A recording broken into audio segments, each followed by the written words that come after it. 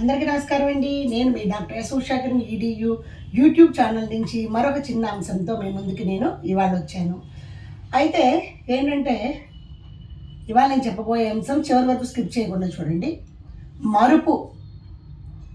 మరుపు అంటే చదివింది మర్చిపోవటం, అలాగే మనకు సహాయం చేసిన వాళ్ళ యొక్క ఆ మనుషులను లేకపోతే ఆ యొక్క సంఘటనలను మనం మర్చిపోవటం, అది కాదండి మరుపు అంటే. గత జీవితం తాలూకు చేదు జ్ఞాపకాలు ఉంటాయి. ఒక్కొక్కరికి అవి చాలా పై ఎత్తుమానంలో ఉంటాయి, ఒక్కొక్కరికి వాళ్ళు బాధ అనుభవించేంత వరకు అవి ఉంటాయి.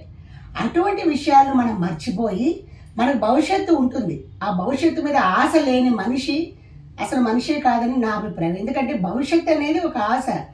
ఆ ఆశలో మనకి ఇంకా మెరుగైన జీవితం వస్తుందని, అలాగే మంచి ఫలితాలు మనం సాధించగలమనేటువంటి ఆ హోప్ని దృష్టిలో పెట్టుకుంటూ ఈ మరుపు అనేది ఒక టానిక్ లాగా మనము ఉపయోగించుకోవాలి.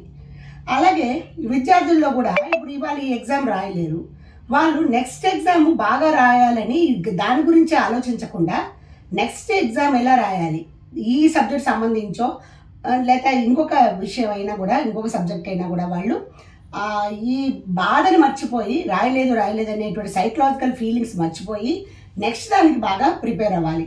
మనమైనా అంతే ఎన్నో సాధిద్దాం అనుకుంటాం, సాధించలేని పరిస్థితులు వస్తాయి. భగవంతుడు మనకు కొన్ని అవకాశాలు ఇస్తాడు. ఆ అవకాశాలు ఇచ్చినప్పుడు తలుపులు తెరుచుకుని ఉంటారంటే అదృష్టదేవత తలుపు తెచ్చినప్పుడు తెరుచుకుని ఉండాలంటారు. ఎప్పుడో మనకు తెలియదు అది. కాబట్టి వచ్చిన ప్రతి అవకాశాన్ని మనం సద్వినియోగపరుచుకుంటూ ఏదైనా చేదు జ్ఞాపకాలు ఉంటే వాటిని మర్చిపోయి చక్కటి భవిష్యత్తు నిర్మించుకోవడానికి మనము ముందుకు వెళ్ళాలి. దానికి మరుపు అనేది ఒక టానిక్ లాంటిది. సరే, నాకు తెలిసిన మరొక అంశంతో మళ్ళీ మీ ముందుకు వస్తాను. అప్పటి వరకు నా ఛానల్ని subscribe, share and like. Thank you.